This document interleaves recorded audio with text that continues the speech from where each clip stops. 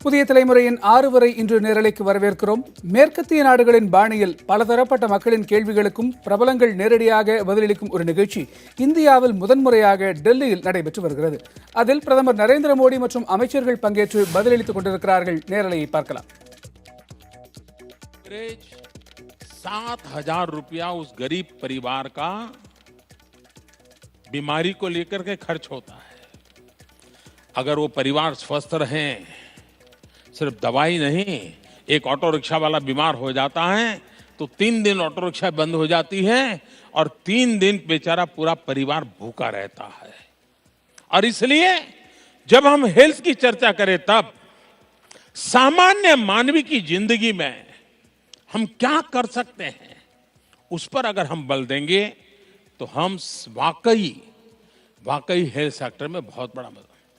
Preventive health care पर बल देना पड़ेगा, चाहे वो स्वच्छता का विषय हो, योगा हो, एक्सरसाइज हो, खान पान की आदतें हो।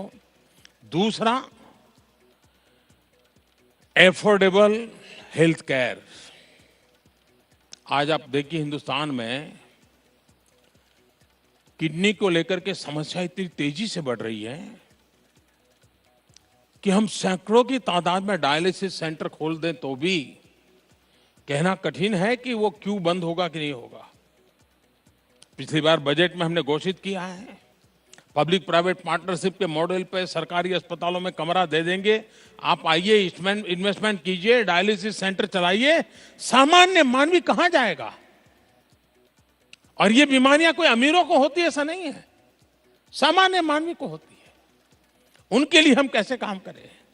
हमारे देश में अरबों खरबों रुपयों की एडवर्टाइजिंग होती है टीकाकरण के लिए। टीकाकरण के लिए सरकार खर्चा करती है। बजट कम है? नहीं है। अफसर काम करते हैं। माँ बाप को जागरूक करने के लिए प्रयास होता है। टीवी पर एडवर्टाइजमेंट, अखबारों में एडवर्टाइजमेंट देते हैं। उसके बावजूद भी लाखों की तादाद में वो बच्चे पाए गए जिन्होंने टीकाकरण नहीं करवाया था। अब हम जानते हैं टीकाकरण बच्चों के स्वास्थ्य के लिए और भविष्य के लिए बहुत ही प्रूवन व्यवस्था है, लेकिन उदासीनता है। बहुत उच्च परिवार के लोग, कभी उनको शर्मिंदगी महसूस होती है कि ऐसी लाइन में हम क्यों खड़े रहे, इसलिए उनका रह जाता है।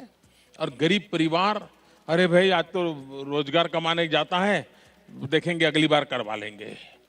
अभी हमने इंद्रधनुष योजना के तहत ऐसे कितने बच्चे रह गए, खोजने का अभियान चलाए पूरे देश में, और लाखों की तादाद में ऐसे बच्चे पाए गए कि सरकार की सारी सुविधाएं होने के बावजूद भी उन्होंने इसका फायदा नहीं लिया। अब घर घर जाकर के टीकाकरण का काम चल रहा है। டெல்லியில் நடைபெற்று வரும் நிகழ்ச்சியில் பிரதமர் நரேந்திர மோடி பேசியதை பார்த்தோம்.